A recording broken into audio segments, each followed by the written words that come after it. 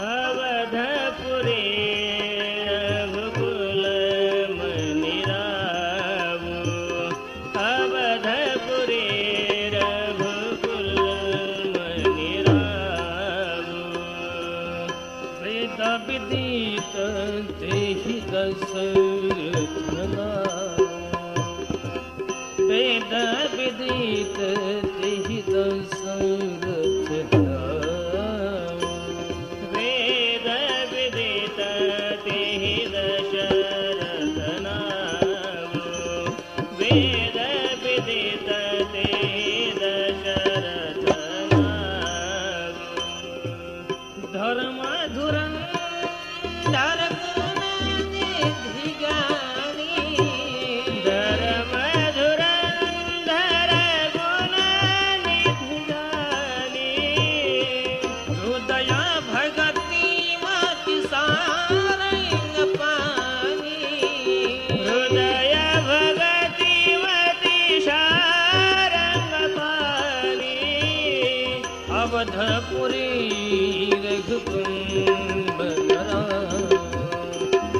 वेद विदित तेहि दशरथ अवधपुरी रघुकुल मणि रावु वेद विदित तेहि दशरथ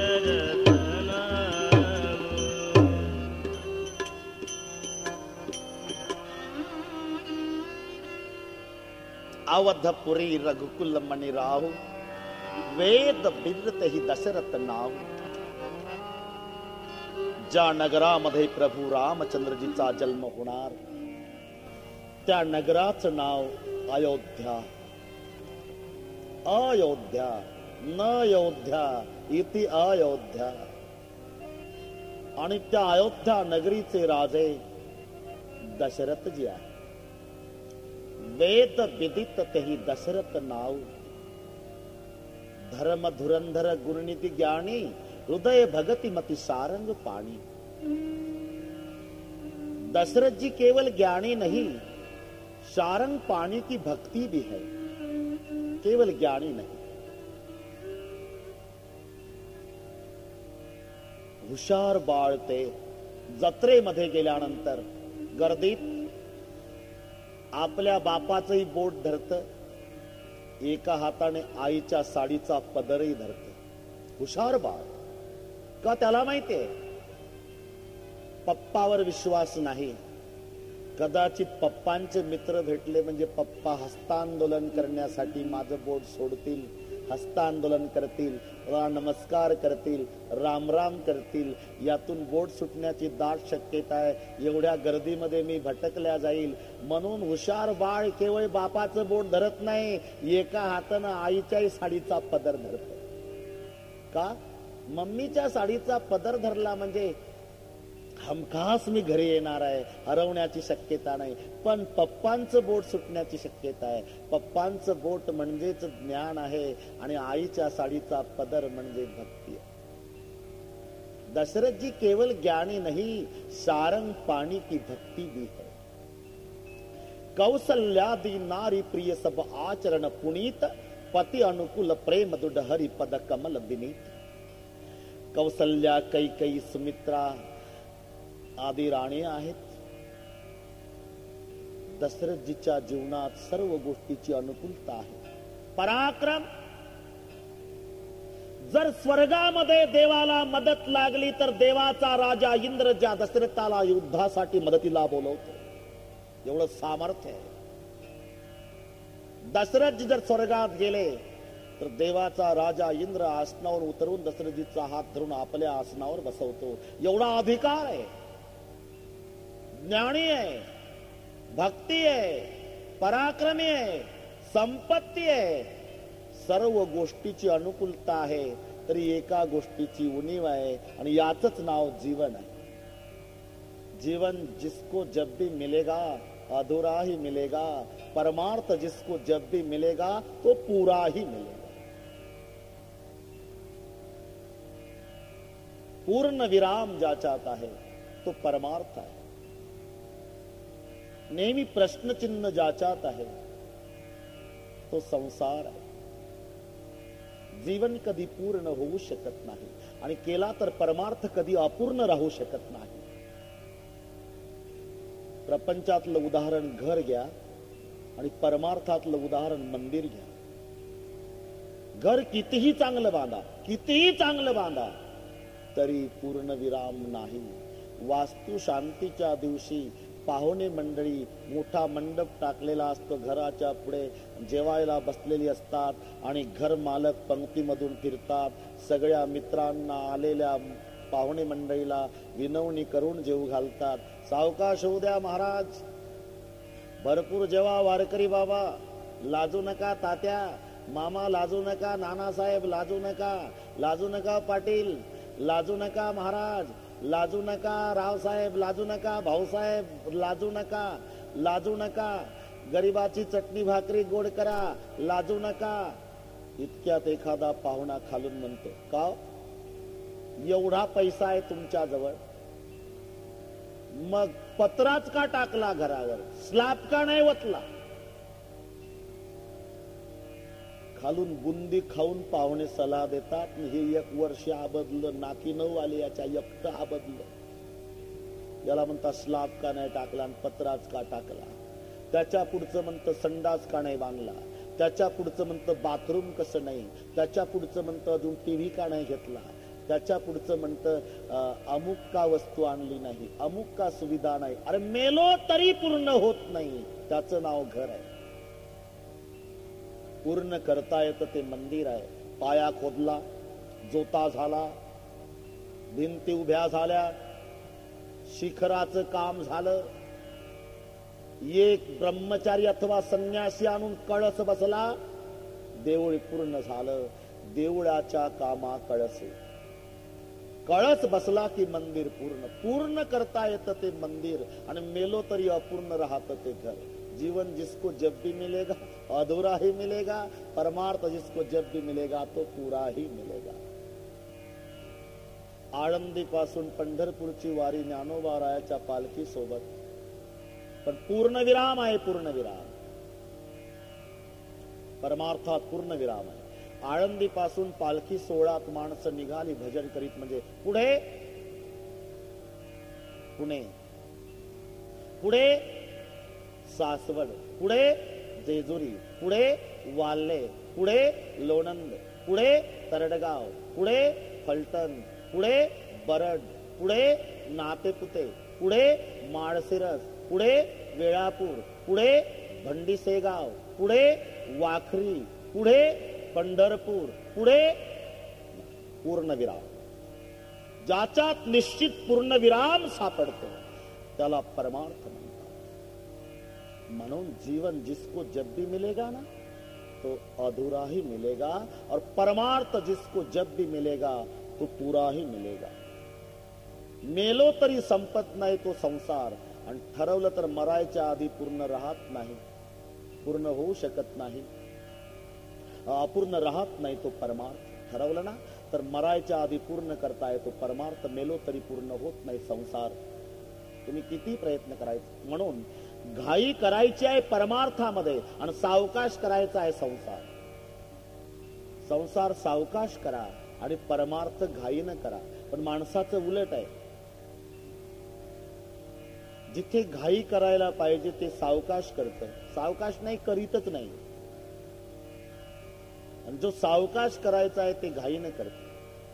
याची टोपी त्याच्या डोक्यात, त्याची याच्या डोक्यात, दोघाची आपल्या डोक्यात, काळाचं पांढरं वाटोळाचं, चौकोनी डोळ्यात तेल घालून बैलासारखा राबून संसार करत.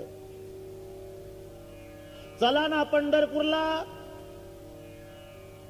आणि पांडुरंग म्हातारा झाला का म्हणतो, पुढच्या वर्षी जाऊ म्हणतो. हे सावकाश करत आणि हे घाईनं करत. अरे बाबा, संसार सावकाश करायचा आहे आणि परमार्थ हा घाईनं करायचा आहे. संसार सावकाश का करायचा? मेलो तरी पूर्ण होतच नाही ना, मग सावकाश करा. आणि परमार्थ घाईनं का करायचा? मरायच्या आधी पूर्ण करता येतो, मग कधी मरेल याचा नियम नाही, म्हणून घाईनं करा. करावी तातडी, तातडी शब्द आहे. आल्यानो संसारा उठा वेग करा, जाय वेगी पंढरपुरा. वेग, घाई, तातडी हे शब्द परमार्थात आहे. संसार सावकाश करायचा आहे का? तो पूर्ण होऊ शकत नाही. नेहमी प्रश्नचिन्ह तो संसार आहे आणि पूर्ण विराम तो परमार्थ आहे. कोठे काही एक आहे एक नाही, याच नाव जीवन आहे. कुठं मुलं बाळ भरपूर असतात, खायला काही नसतं. कुठे खायला भरपूर असतं, खाणार कोणी नसतं. लक्षात आलं ना? खायला भरपूर आहे, खाणार कोणी नाही. खाणारे भरपूर आहे, खायला काय. भरपूर खायला घरात असतं, पण खाणारच कोणी नसतं. मग ते पोपट तरी पाळतं, मांजर तरी पाळतं, मनोरंजन. याच नाव जीवन आहे. ताकद आहे, पैसा नाही. पैसा भरपूर है तर ताकत नहीं. 5 रुपए में गेहूं की बोरी उठाकर ट्रक में फेंक देता है हमाल, खरीद सकता नहीं. जो 500 बोरियां खरीद सकता है सेठ जी, उठा सकता नहीं. इसी का नाम जीवन. एका दमात हमाल 5 रुपये पोत, 5 रुपये पोत, 5 रुपये पोत ट्रक मध्ये 100 पोते एका दमात फेकतो. याच्यात पोत ट्रक मध्ये फेकण्याची ताकद आहे, पण खरेदी करण्याची क्षमता नाही. सेठजी फोनवरून 500 पोत्याची खरेदी करतात, पण यांच्यानी पोतच उचलत नाही. याच नाव जीवन आहे. कोठे काही एक आहे एक नाही. दशरथ राजाच्या जीवनात सर्व गोष्टीची अनुकूलता असली जरी तरी एका गोष्टीची उणीव आहे. राजा दशरथाला मुलगा नाही. आणि राजा दशरथाला मुलगा नाही हा कमीपणा दशरथ राजाचा नाही, वसिष्ठांचा.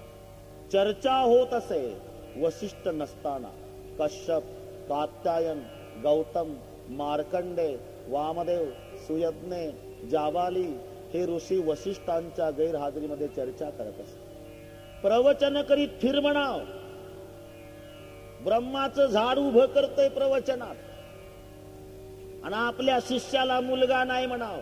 जगाला उपदेश कर म्हणाव, शिष्याला मुलगा नाही म्हणाव दशरथाला. अशी चर्चा ऋषी मुनींची होत असे.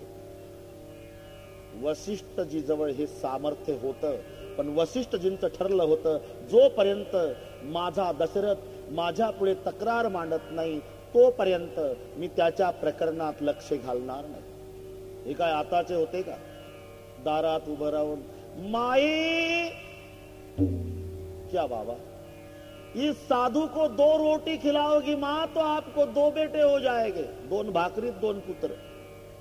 काय वसिष्ठ होते वसिष्ठ. एक दिवसची घटना. दशरथ राजे सिंहासनावर बसलेले आहे. डाव्या भागाच्या सिंहासनावरती 3 राण्या बसलेल्या आहेत. उजव्या भागाला एक सिंहासन आहे. त्या सिंहासनावरती गुरुदेव वसिष्ठ आणि माता अरुंधती बसलेली आहे. अरुंधती मातेजवळ छोट बाळ आहे, वसिष्ठजीचं बाळ. एकाएकी काय झालं कोणास माहित, सारखं रडायला लागलं. वसिष्ठाचं बाळ सारखं रडतंय. गुरुदेव वसिष्ठ समजूत घालण्याचा प्रयत्न करतात, बाळ रडायचं थांबत नाही. माता अरुंधतीनं प्रयत्न केला तरी बाळ रडायचं थांबत नाही. कैकेयी मातेनं बाळ जवळ घेतलं तरी सारखं रडतं. कौसल्या मातेनेही प्रयत्न केला, सुमित्रा मातेने समजूत घालण्याचा प्रयत्न केला. शेवटी दशरथजीनं कडेवर घेतलं बाळ, तरी वसिष्ठाचं बाळ सारखं रडतं सारखं रडतं सारखं रडतं. आणि मग शेवटी दशरथजीनं विचारलं, गुरुदेव क्या बात है, आप भी थक गए, माँ गुरु माता मेरी अरुंधति माँ भी थक गई, मेरी 3 रानियां भी थक गई, मैं भी थक गया, तो भी आपका बेटा रोना बंद नहीं करता, बात क्या है? वशिष्ठ कहते हैं, अवधेश आज जो मेरा बच्चा रो रहा है ना, उसका अलग ही कारण है. क्या कारण? वो रो रो कर मुझे सवाल पूछ रहा है मेरा बेटा. क्या सवाल? वो रो कर पूछता है, गुरुदेव पिताश्री अपना तो गुरु घराना है, दशरथ जी का शिष्य का घराना है, अपना गुरु घराना है, दशरथ जी का शिष्य का घराना है। आप तो दशरथ जी के गुरु बन गए, आप गुरु बन गए दशरथ जी के पिताजी, लेकिन भविष्य में मेरा क्या होगा? मैं किसका गुरु बनूंगा पिताजी? दशरथ को बच्चा नहीं, इसलिए आज मेरा बच्चा रो रहा है। बस तीर निशाने पर लग गया, निशाने पर तीर लग गया और दशरथ जी समझ गए। दूसरे दिन महाराज दशरथ जी वशिष्ठ गुरुदेव के आश्रम में आते। गुरु ग्रह गए तुरंत महिपाला, गुरु ग्रह गए तुरंत महिपाला, गुरु ग्रह गए तुरंत महिपाला, शरण लागी करी विनय विशाला, शरण लागी कही विनय विशाला, निज सुख दुख सुख गुरु ही सुनाए, कही वशिष्ठ बहुविधि समझाए। गुरु ग्रह गए तुरत महिपाला, चरण लागी करी विनय विशाल। विनय, चरण लागी करी विनय विशाल। अति विनय से चरण प्रणाम करते हैं। अयोध्यापति गुरुदेव के आश्रम में जाकर निज दुख सुख सब गुरु ही सुनाए, कही वशिष्ठ बहुविधि समझा। आपण लक्षात घ्या, दशरथ जीनं आपलं गाऱ्हाण आपलं दुःख कोणाही पुढे मांडलं नाही। वशिष्ठ जीच्या पुढे रोना है तो दोनों के पास, एक तो संतों के पास जाकर रो लेना, नहीं तो ठाकुर के पास, भगवान के पास रोना, नहीं तो संतों के पास रोना। संसारियों के सामने समर्थ रहो, सीना निकाल कर चलो। क्यों? वो भी रोने वाले, आप भी रोने वाले, तो कौन किसी के आंसू पोंछेंगे? संसारियों के सामने नहीं रोना, रोना है तो दोनों के पास, संतों के पास जाकर रो लेना, नहीं तो भगवान के पास जाकर रोना। आंसू पोंछने वाले दुनिया में दोनों है, संत नहीं तो भगवंत। संसारियों के पास रोगे तो संसारी आपको हंसेंगे, वो आंसू नहीं पोंछने वाले। अच्छा हुआ, अच्छा हुआ, आज रो रहा है, अच्छा हुआ, ऐसा ही होना चाहिए। तो संसारियों के सामने समर्थ रहो, मत रो। रोना है तो भगवान के दरबार जाकर भगवान के पास रो लेना, नहीं तो कोई महात्मा के पास रो लेना। आंसू पोंछने वाले दुनिया में दोनों हैं। तो दशरथ जी वशिष्ठ जी के पास आते हैं। निज दुख सुख सब गुरु ही सुनायो, कही वशिष्ठ बहुविधि समझायो। रोना नहीं अवधेश रोना नहीं, धरव धीर हो हई सुतचारी, त्रिभुवन विदित भगत भयहारी। एक नहीं आपको 4 पुत्र होगे, रोना नहीं, मेरे वचन पर विश्वास रखो अवधेश। लेकिन अपने को पुत्र कामिष्ट यज्ञ करना है और उसके पहले आपको शिकार करनी है, 3 स्वापद मारना है। ये कथा इस रामायण में नहीं, लेकिन एक संदर्भ मिल जाता है। जब दशरथ जी का प्राणोत्क्रमण होता है तो दशरथ जी कौशल्या, सुमित्रा और सुमंत जी को मरते समय सवाल पूछ रहे थे। सुमंत, सुमित्रा, कौशल्या, सामने वाली दीवाल पर क्या है? कोई नहीं, दीवाल है महाराज, दीवाल, दीवाल नहीं। आप बताओ सुमित्रा, दीवाल है। सुमंत आप बताओ, दीवाल है सरकार। नाही, ते बघा सामोरच्या भिंतीवर चिता पेटलेली आहे, त्या चितेमध्ये श्रावण त्याचे आंधळे मायबाप पेटत आहे आणि ते मला तिथून म्हणत आहे, राजा राजा, आम्ही आमच्या पुत्राच्या वियोगानं तडफडून मरतो, तू एक दिवस तुझ्या पुत्राच्या विरहानं तडफडून मरशील। हा संदर्भ या रामायणात आहे आणि म्हणून अन्य रामायणातल्या वाचनातून मी श्रावण बाळाची कथा इथे जोडतो। 3 स्वापद मारावे लागते आणि 3 स्वापद मारण्याच्या उद्देशानं राजे दशरथ अरण्यामध्ये जातात। दिवसभर प्रयत्न केला तरी शिकार मिळाली नाही। विनमुख जावं कसं? म्हणून दशरथजी एका सरोवराच्या काठी वृक्षावरती लपून बसतात. उद्देश पाणी प्यायला स्वाप देईल आणि मला अचूक मारता येईल. मध्यरात्र झाली तरी स्वापद आलेलं नाही. पहाट झाली अजून सूर्याचा उदय झाला नाही, अंधार आहे. त्याच वेळेला एक घटना घडली. आपल्या आंधळ्या मायबापाला कावडीत बसवून श्रावण बाळ काशीच्या यात्रेला निघालेला आहे. रात्रंदिवस आंधळा मायबापाची कावड बाळ श्रावणाच्या खांद्यावर आहे. आपल्या माता पित्याची काशी यात्राची इच्छा पूर्ण करण्यासाठी निघालेला श्रावण त्या अरण्यात आला ज्या अरण्यामध्ये राजा दशरथ स्वापद मारण्याच्या हेतून तळाच्या काठी वृक्षावर लपून बसलेला आहे. मध्यरात्र उलटली, पहाट व्हायला आली तरी आंधळा मायबापाने तहानेचं दुःख सहन केलं. पण पहाट व्हायला आली तेव्हा अंध मायबाप आपल्या बाळाला श्रावणाला सांगताय, श्रावणा श्रावणा रात्रीपासून तहान लागली बाळा, रात्रीपासून, पण तुला अपरात्री कुठे पाठवावं? का रात्रंदिवस तुझ्या खांद्यावर आमचा बोझा, किती त्रास द्यावा, लाज वाटली रे आम्हाला, म्हणून तहानेचं दुःख सहन केलं श्रावणा. पण आता पाण्या वाचून प्राण जातो बाळा, पाणी पाज आम्हाला. तेव्हा श्रावण बाळानं आपल्या माता पित्याची कावड झाडाला लटकवून दिली आणि श्रावण बाळ पाणी शोधत शोधत शोधत शोधत तिथे आला ज्या तळाच्या काठाला राजा दशरथ दाट पाल्याच्या वृक्षावरती लपून बसलेला आहे. श्रावणानं ते तळ्यातलं पाणी बघितलं, आनंदाला पारावार नाही. तळामध्ये श्रावणानं प्रवेश केला आणि जेव्हा कमंडलू पाण्यात बुडवला, कमंडलू पाण्यात बुडवल्यानंतर जेव्हा बुडबुड बुडबुड बुडबुड बुडबुड आवाज झाला, लक्षवेधी बाण मारण्यात तरबेज असणारा राजा दशरथ लक्षात आलं कोणीतरी स्वापद पाणी प्यायला आलेलं आहे. अनुसंधान केलं, कानापर्यंत धनुष्याची दोरी ओढली, राजा दशरथाचा बाण सुटला, सु सु सु आवाज करीत बाण श्रावणाच्या वर्मी लागला. धप्प दिसे श्रावण तळाच्या काठाला पडला, मनुष्य वाणीनं वरडला. कमरेपासून अर्धा श्रावण पाण्यात, अर्धा काठाला, उजव्या हातात कमंडलू, तो लवंडलेला पाणी सांडतय त्यातून. वक्षस्थळात बाण फसलेला, भळभळ भळभळ भळभळ रक्त वाहत, काठाचं पाणी तांबड झालेलं आहे.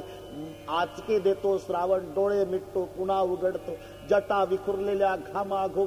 आणि श्रावण जेव्हा तडफडू लागला तळाच्या काठाला, मनुष्यवाणीनं वरडलेला श्रावण जेव्हा दशरथजीला धक्का बसला, पशुची हत्या नाही, कोण्या तरी मानवाची हत्या ब्रह्म मुहूर्तावर माझ्या हातून झालेली आहे, म्हणून दशरथजी झाडावरून खाली उतरतात. त्या आवाजाच्या अनुरोधानं झपाझप पावलं टाकीत दशरथजी तिथपर्यंत आले आणि पुढचं दृश्य बघितलं. लट लट लट लट लट लट कापू लागले दशरथ राजे.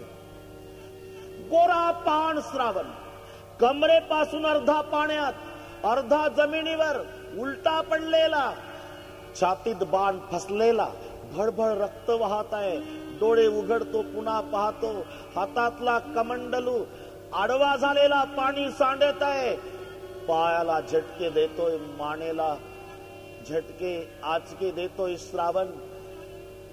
दशरथ राजे त्याच्यापर्यंत आले. श्रावणाला राजा दशरथाने भीत भीत विचारले, कोण रे बाळ? तुम्ही सांगा कोण? मी अयोध्येचा राजा दशरथ माझं नाव आहे बाळा. दशरथ? हो बाळा, ऐकून होतो महाराज, खूप पराक्रमी आहात म्हणून. देवाचा राजा इंद्र युद्धामध्ये तुम्हाला मदतीसाठी बोलवत असेल आणि तुम्ही त्याच्या मदतीला जात असेल. देवाच्या राजाला मदत करणारा पराक्रमी राजा माझ्या पृथ्वी तलावर आहे, याचा अभिमान होता राजा. पण आग लागो तुझ्या पराक्रमाला. काय पराक्रम गाजवला दशरथा, एका आंधळ्या मायबापाचा आधार संपवला.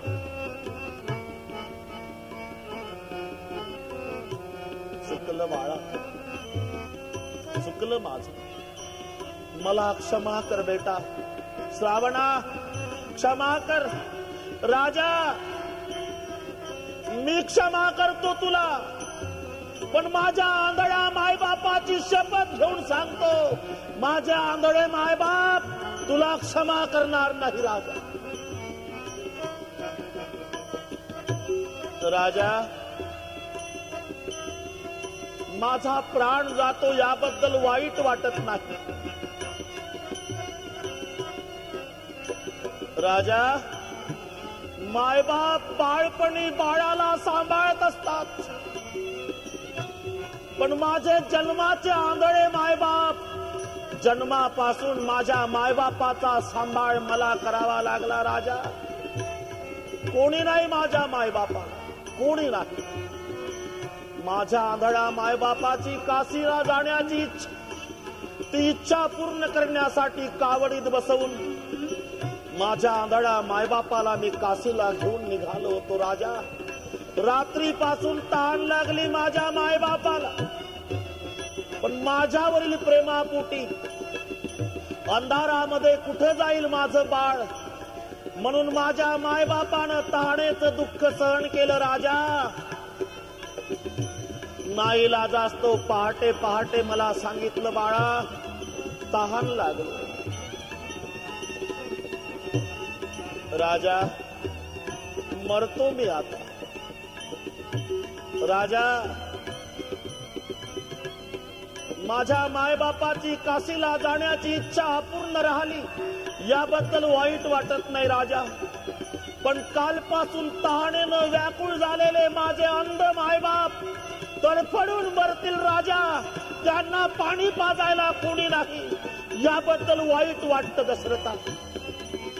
राजा क्षमा कर बेटा. राजा बाळा मला क्षमा कर. राजा एका अटीवर मी सुखानं प्राण सोडतो दशरथा.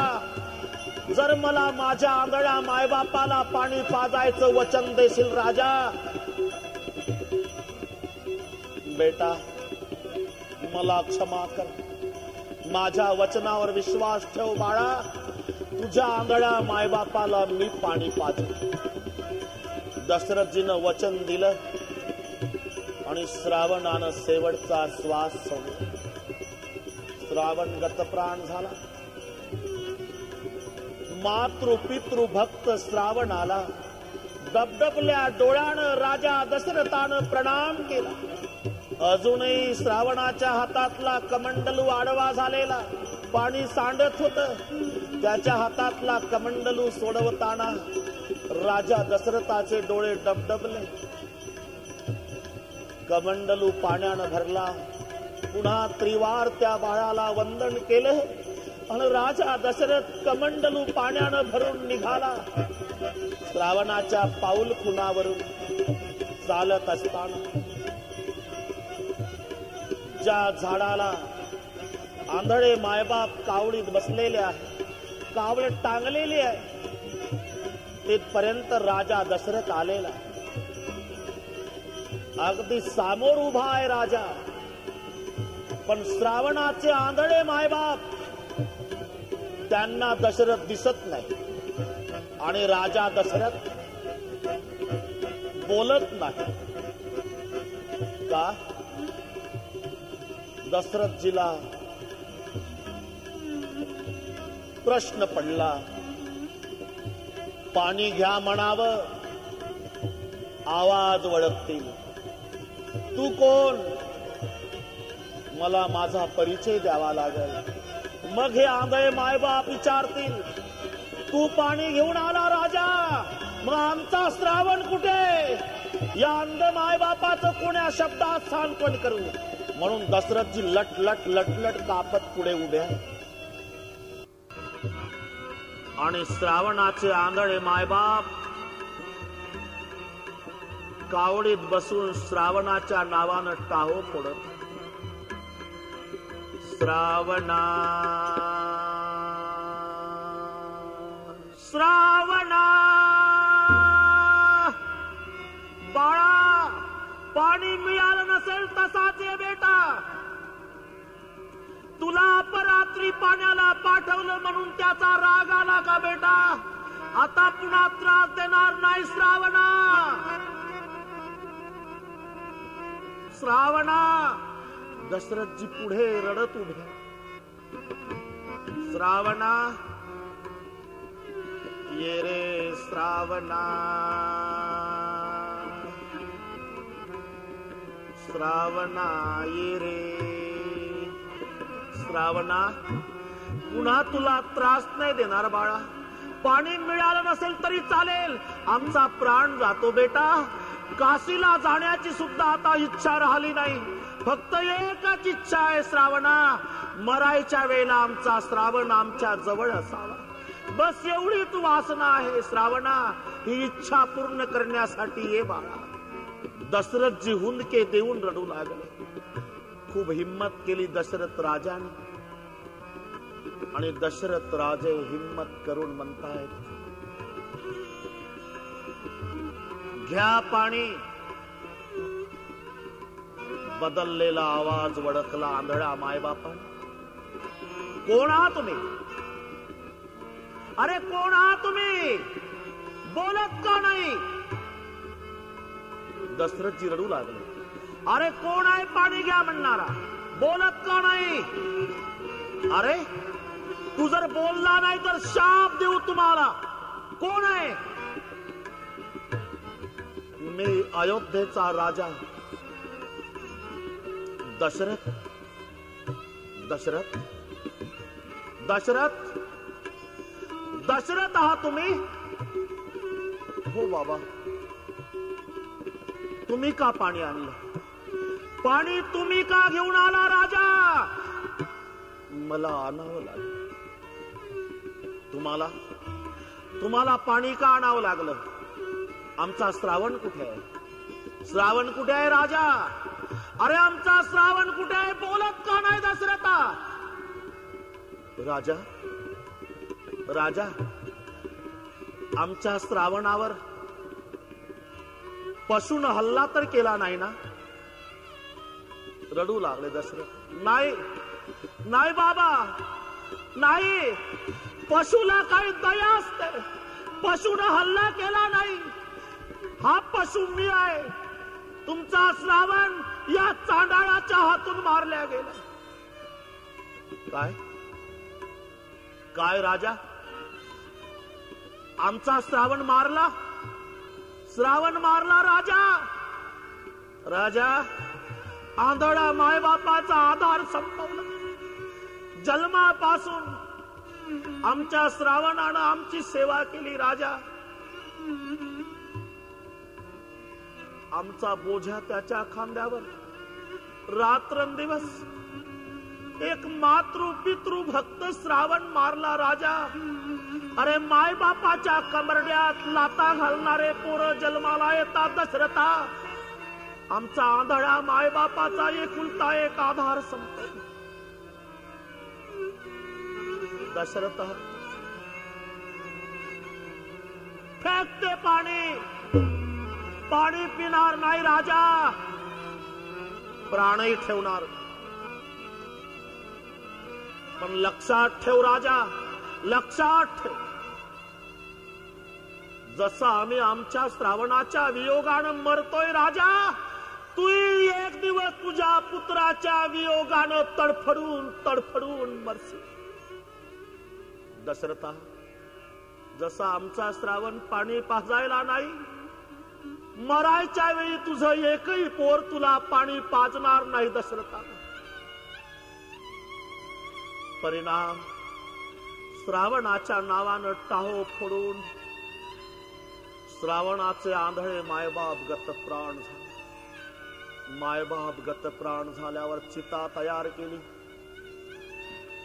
राजा दशरथानं त्या चितेवरती श्रावणाचे अंध मायबाप आणि गोरा पार श्रावण तिघालाही ठेवलं. चिता पेटवली.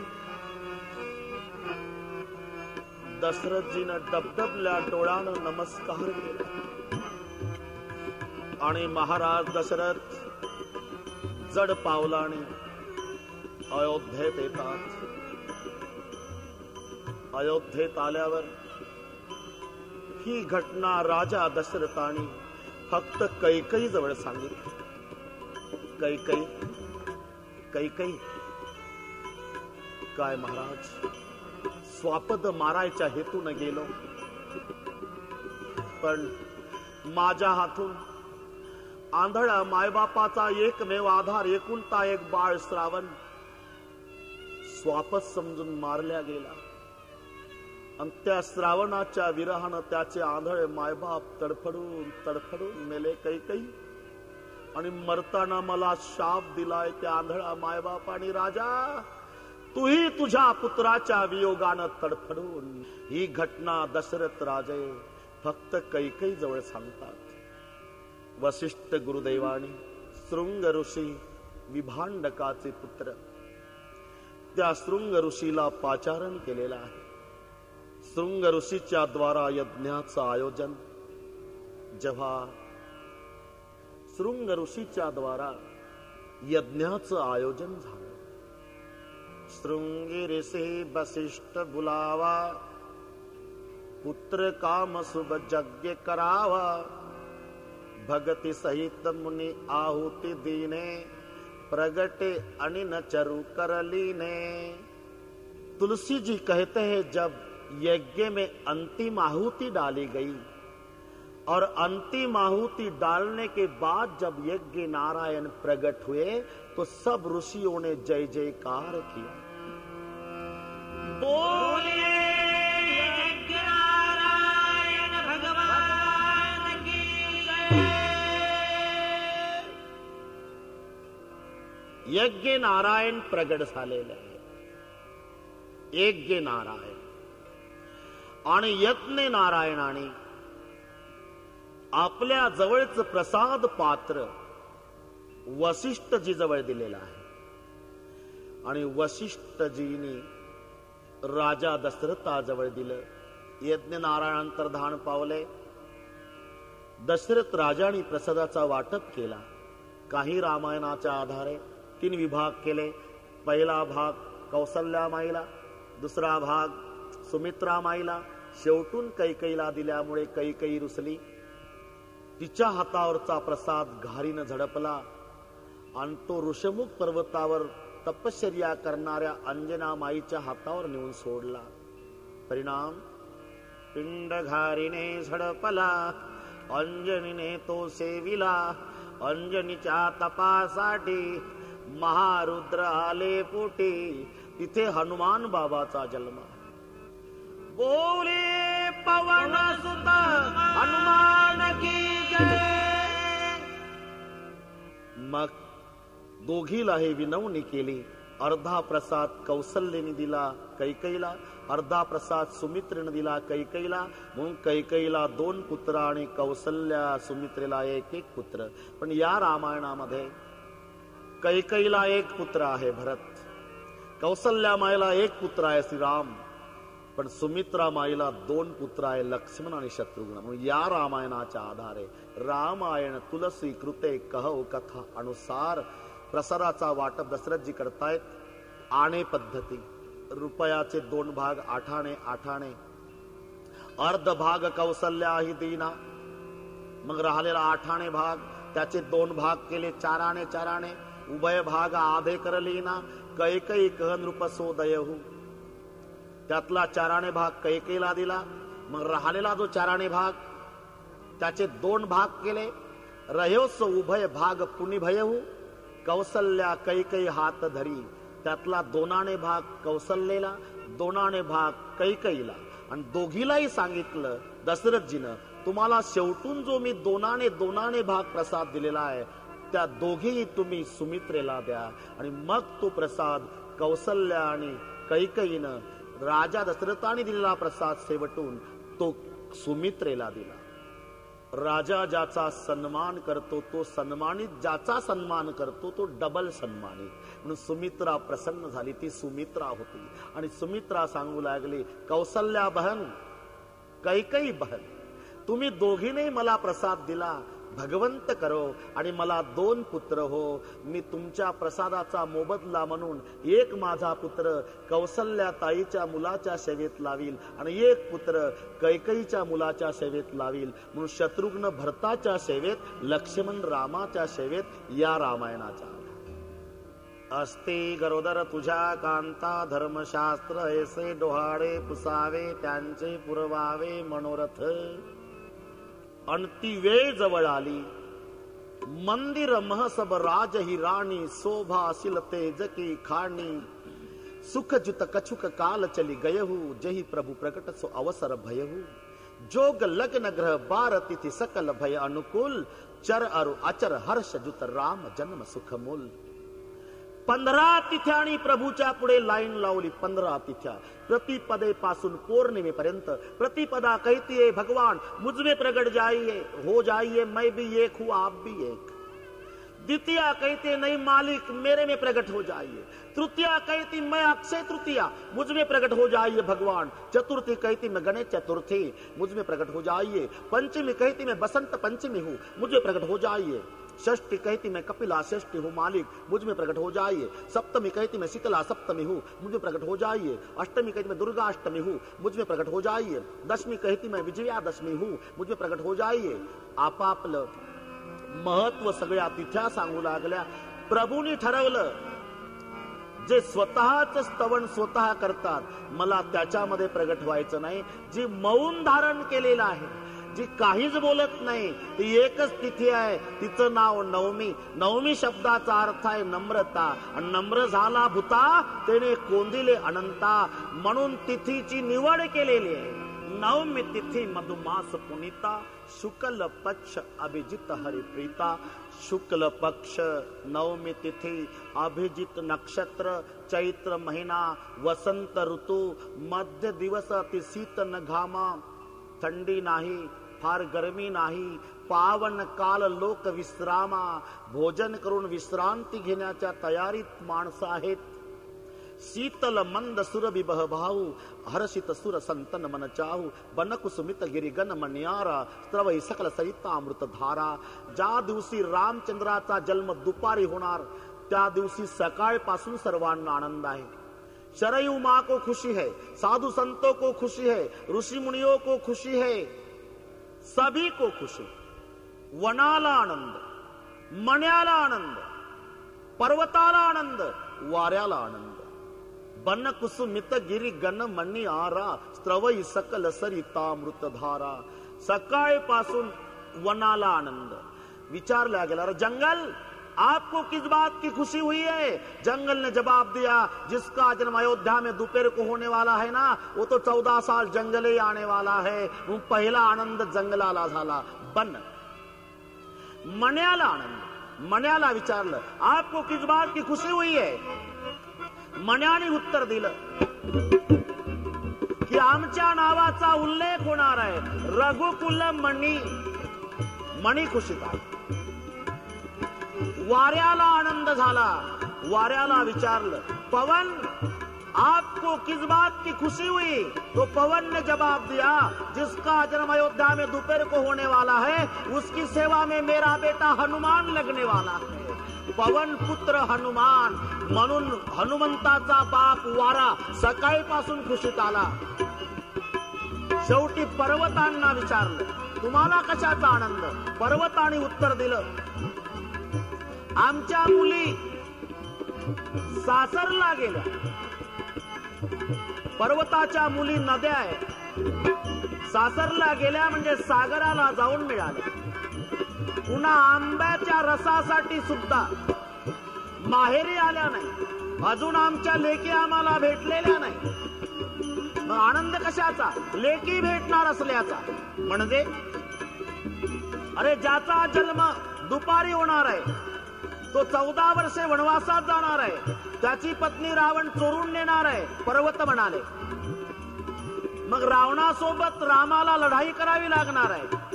लढाईसाठी वानरसेना लंकेत न्यावी लागणार आहे. वानरसेना नेण्यासाठी त्याला समुद्रावर पूल बांधावा लागणार आहे. आणि पूल बांधण्यासाठी श्रीराम पर्वत उचलून समुद्रात टाकणार आहे. आणि तिथं सासरला असणाऱ्या लेकी बापाला भेटणार आहे पर्वतांना. बन कुसुमित गिरी गण मणियारा तवई सकल सरितामृत. सभी को खुशी. समय नजदीक आया भगवान प्रकट होने का. सब विमान लेकर देवता आसमान में स्वावसर बिरंची जब जाना. चले सकल सुर साज विमाना.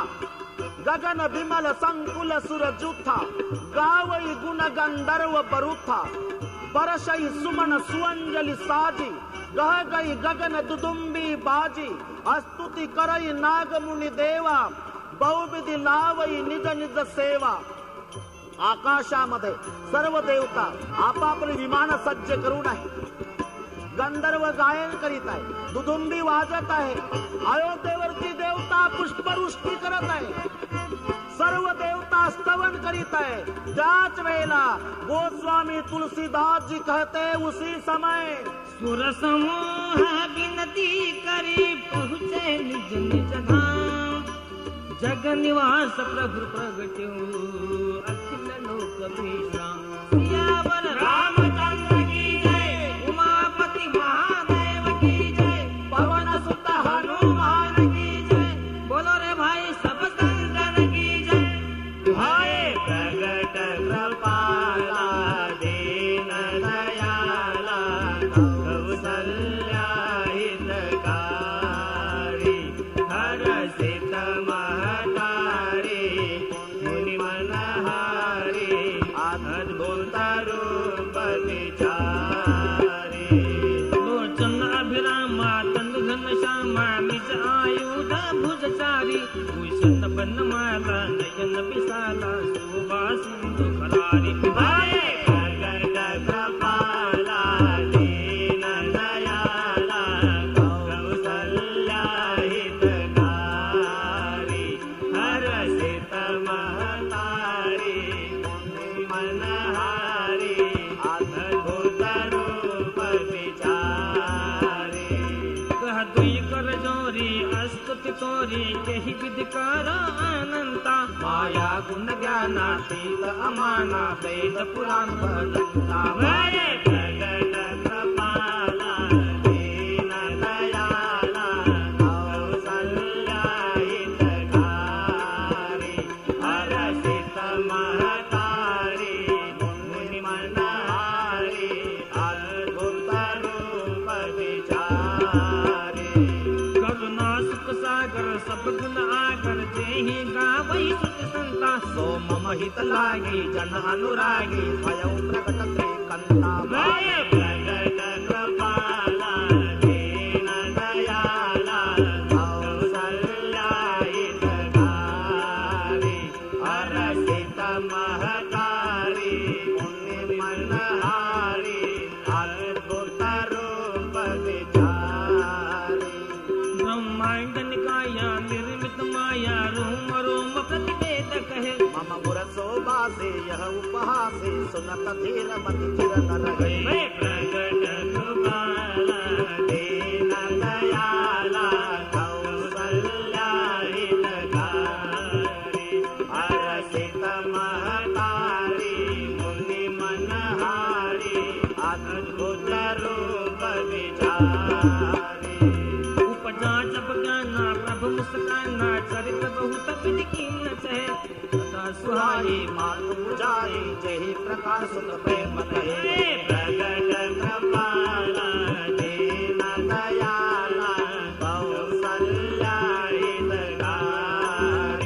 हरसित महतारी मुनि मनहारी. अद्भुत रूप विचारी. माता पुण्य बोले सोमत डोले. कसहु तात यह रूपा. के जैसे सुलीला अति प्रियशीला. यह सुख परम अनुपा. भाये प्रगट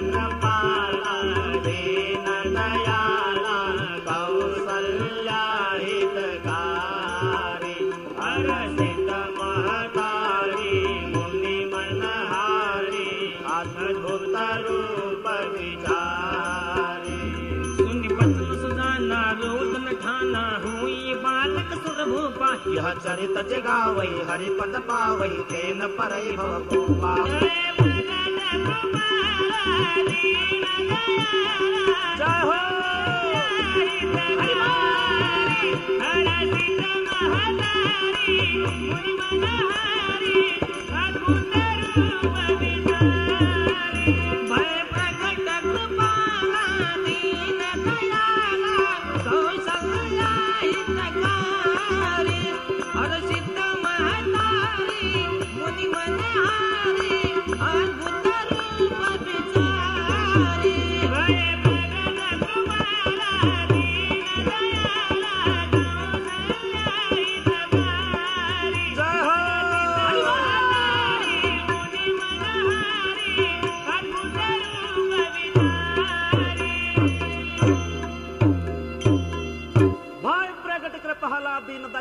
कौसल्या हितकारी हरसित महतारी मुनि मनहारी अद्भुत रूप विचारी। चतुर्भुज रूप में भगवान जब प्रकट हुए तो कौसल्या मां नाराज हो गई।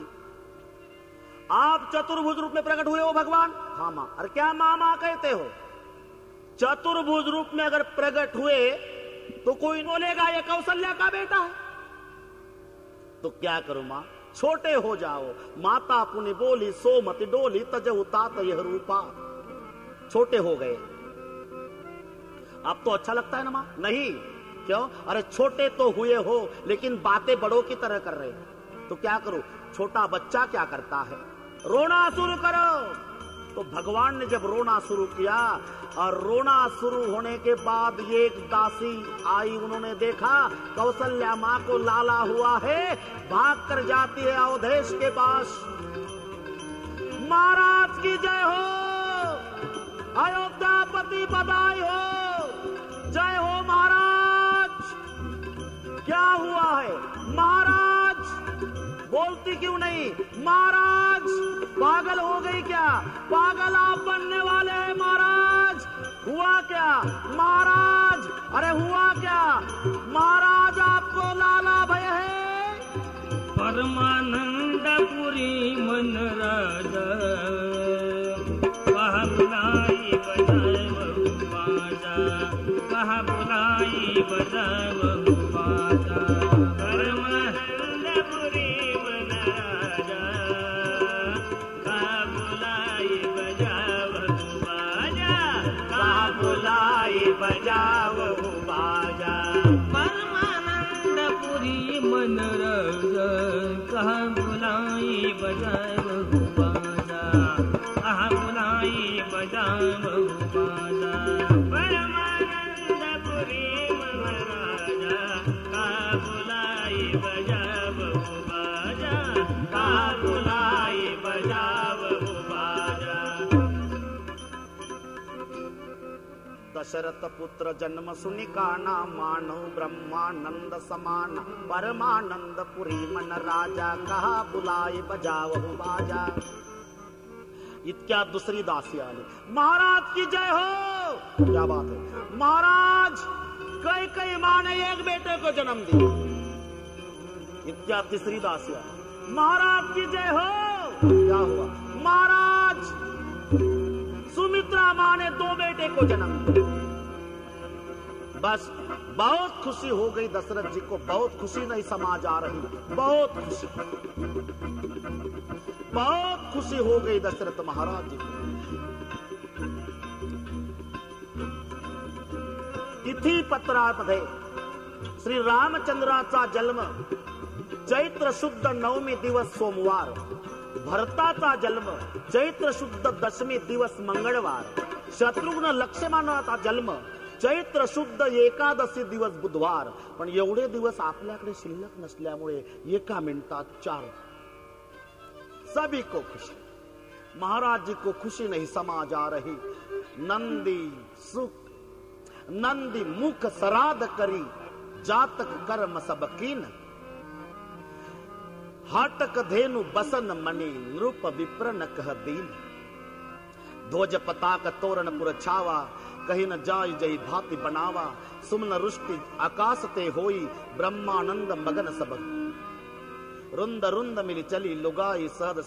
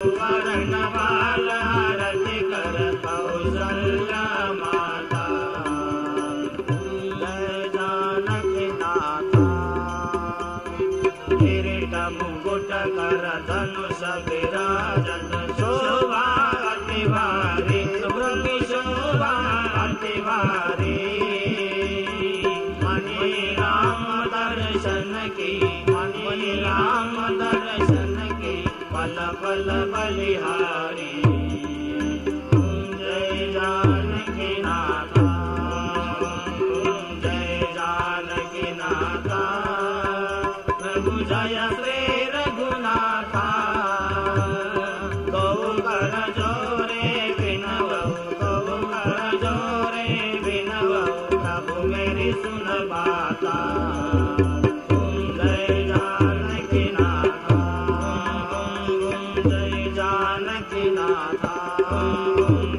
जय जानकी नाथा